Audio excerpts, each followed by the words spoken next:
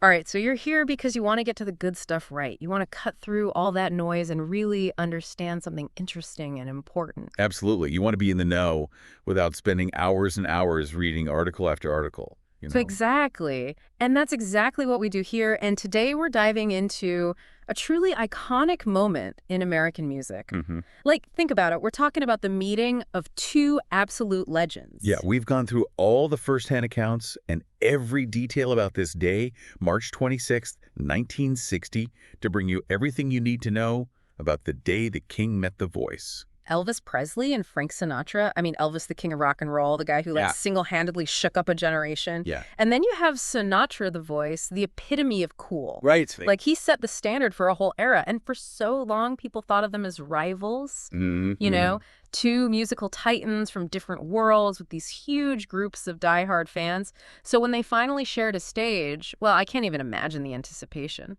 It was a total cultural flashpoint. Yeah. And to really understand it, you have to remember that this wasn't just any TV appearance for Elvis. All right. This was his big return after 2 years in the U.S. Army, a huge comeback. And everybody was watching, waiting to see what he'd do. And the stage for that comeback was Frank Sinatra's own show, the Frank Sinatra Timex Show. Welcome home, Elvis. Ah, A whole episode dedicated to Elvis coming back from Germany. I mean, talk about a welcome. And then the setting just adds to this, glamorous event. The Fontainebleau Hotel in Miami. Oh, yeah. Like, since 54, it's Yeah. been the place for celebrities. Yeah. So picture it, taping in that massive ballroom, March 26, 1960. The energy in that room must have been electric. Oh, you can just imagine, right? A real mix of Elvis's superfans, who we know Colonel Tom Parker made sure we're right there in the audience, Yeah. mixed with all of Sinatra's loyal followers, these two musical worlds colliding. Yeah. And then visually, Elvis and Frank both in tuxedos. Yeah. I think for Elvis especially, it was maybe a way to try and bridge that gap between the generations, Right. He presented himself, at least visually, in this more mature way, Mm. closer to Sinatra's more sophisticated image. Okay, so let's dig deeper into what Elvis was up to right before this show. I mean, he didn't just arrive in Miami out of nowhere, right? Absolutely not. He was discharged from the Army on March 5th, Right. and he was back at Graceland only 3 days later, March 8th. But there was no easing back into civilian life for Elvis. He jumped right into rebuilding his music career. He knew everyone was waiting for him. And our sources really highlight this whirlwind couple of weeks. He had intense recording sessions in Nashville at RCA Studio B on March 20th and 21st. I mean, that's not even 2 weeks after leaving the Army. Yeah, think about that pressure. And those sessions were so crucial for his comeback. They gave us his first post-Army single, Stuck on You and Fame and Fortune. This was Elvis announcing that he was back and ready to take over the music world. Wow. So he shows up on Sinatra's show with a brand new single, talk about pressure. Yeah. And then he heads to Miami on March 21st and is at the Fontainebleau the next day. Right into the spotlight. Yeah. And you have to remember, this was his first time back on TV in over 3 years. Yeah. So it's understandable that he was apparently pretty nervous. I bet. The stakes were high. He had to prove that he was still Elvis, Yeah. that his time in the service hadn't dimmed his star power. Right. So how did he handle all that pressure on the show? What did he perform? Oh, he sang his new songs, of course. Of course. Stuck on You and Fame and Fortune, that new single. Right. But the moment that probably stands out for you is the duet he did with Sinatra. Oh, yeah. The musical exchange. Yeah. Elvis singing Sinatra. Sinatra singing Elvis. Tell us more about that. Well, Elvis sang Witchcraft, Sinatra's hit from 57, Mm-hmm. and Sinatra sang Elvis's Love Me Tender, the ballad from 56. Such a cool contrast of styles. That's amazing. And we have to remember that this was all happening on Sinatra's show, this Welcome Home Elvis special, sponsored by Timex. Right. This is the last of his Timex specials for that season, 1959 to 1960.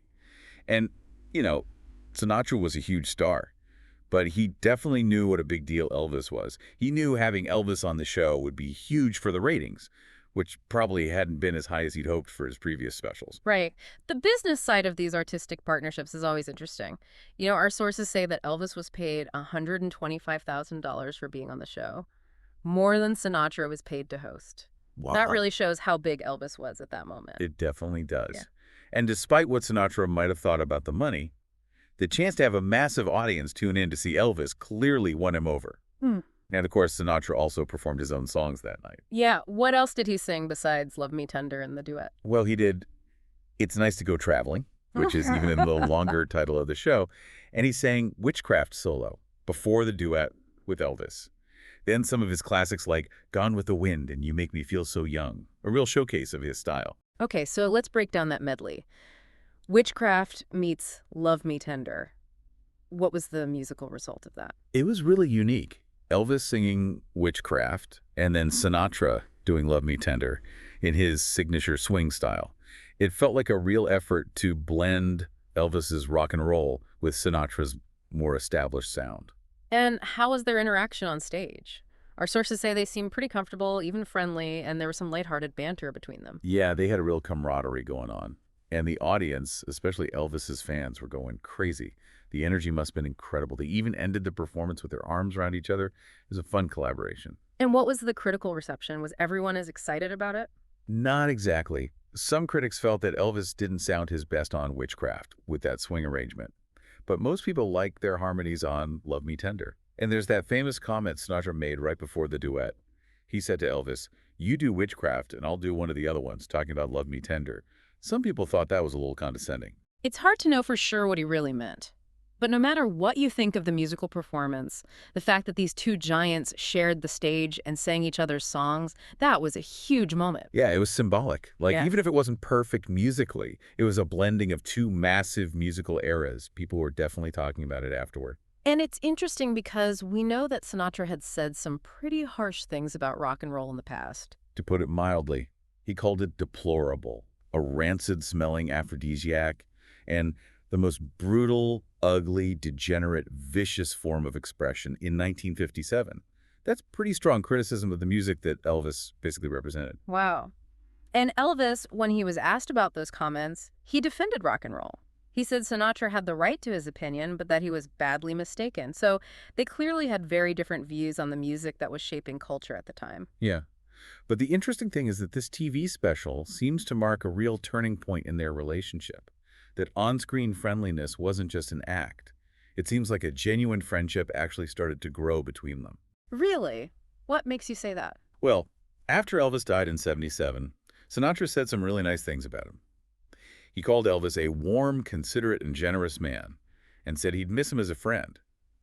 And get this, Sinatra even let Elvis and Priscilla use his private jet for their honeymoon.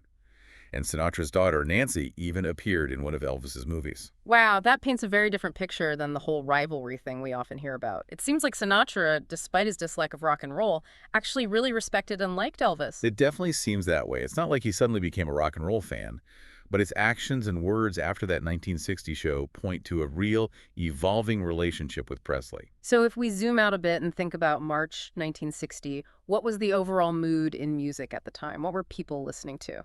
It was a really interesting time. It was a period of change. You still had that 1950s rock and roll energy, but you also had vocal groups becoming more popular, teen idols appealing to younger crowds, and traditional ballads still going strong. Newer genres like soul were starting to come up, and you had the twist dance craze taking off. But things like the British invasion and the full-blown counterculture of the 60s, those were still a few years away. And adult contemporary music, that was still huge on the charts and radio. So Elvis's return was happening against this backdrop of change and diversity in music. Yeah, exactly. And his choice to appear on Sinatra's well-established variety show was strategic. It let him make a statement about his comeback, show his fans he was still the king, but it also potentially exposed him to a wider audience, people who might have been more into Sinatra's style. Yeah, that's a good point. By working with a respected figure from an older generation, Elvis could maybe appeal to a broader range of people. Speaking of different audiences, what was happening on the music charts around this time? Were Elvis and Sinatra both having hits? What was the #1 song? Well, Elvis's comeback single, Stuck on You, which came out just a few days before the Sinatra show on March 23rd, that did incredibly well. It debuted at number 84 on the Billboard Hot 100 and then shot up to #1 by the end of April. Fame and Fortune, the B-side, also did pretty well, reaching number 17. But for most of March 1960, the #1 song was Percy Faith's instrumental track, Theme from a Summer Place. Interesting. So Elvis was climbing the charts, but an instrumental piece held the top spot.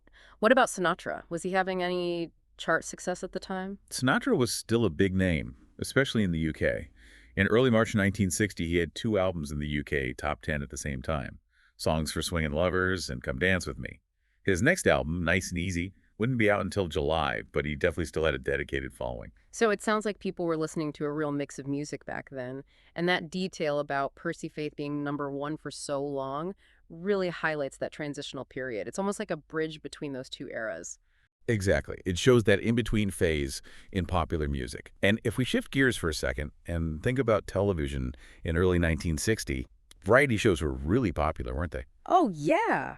They were huge. It was like how everyone got their entertainment. Families would sit down together and watch these shows that had music, comedy, and all kinds of guest stars. And Sinatra's Timex show was part of that whole scene. Mm. Having Elvis on was a major event and pretty much guaranteed big ratings. And we've already said this, but it was Elvis's first big TV appearance since 1957, so there was a lot of hype around it. That's a long time to be away from television when you're at the height of your fame. It shows how important this appearance was for his career. And Sinatra was a TV regular at this point. Totally. He'd had his own show, The Frank Sinatra Show, for a few years before this, and he was doing these Timex specials like High Hopes and Afternoon with Frank Sinatra and Here's to the Ladies around the same time. He was a seasoned TV personality. So to sum it all up, this Welcome Home Elvis special that aired on March 26, 1960, was a big deal. It marked Elvis's successful return to the public eye after his time in the Army. Absolutely. And it was strategically beneficial for both of them. Elvis wanted to reclaim his throne and connect with his audience, while Sinatra wanted those high ratings. And it seems like the rivalry that people often talked about wasn't the whole story. Maybe they developed a genuine respect for each other and even a friendship behind the scenes, which is a good reminder that what we see in the media isn't always the full picture. Yeah, even though they came from different musical backgrounds and had different fan bases, they found common ground. It shows how complex relationships in the entertainment industry can be. And ultimately, this moment, when the king met the voice, is a big part of music history. It shows how influential both of these artists were and how their music continues to impact us today. Definitely. It brought together fans from different generations and created a shared experience that still resonates today. So, thinking about this episode, this meeting of Elvis and Sinatra makes you wonder, doesn't it? How often do we see people who seem completely different come together and do something amazing? What other perceived rivalries throughout history might have had more to them than meets the eye? It's something worth thinking about. I think so. Thanks for joining us for this deep dive. We'll be back soon with another fascinating story. See you next time. Bye. Bye.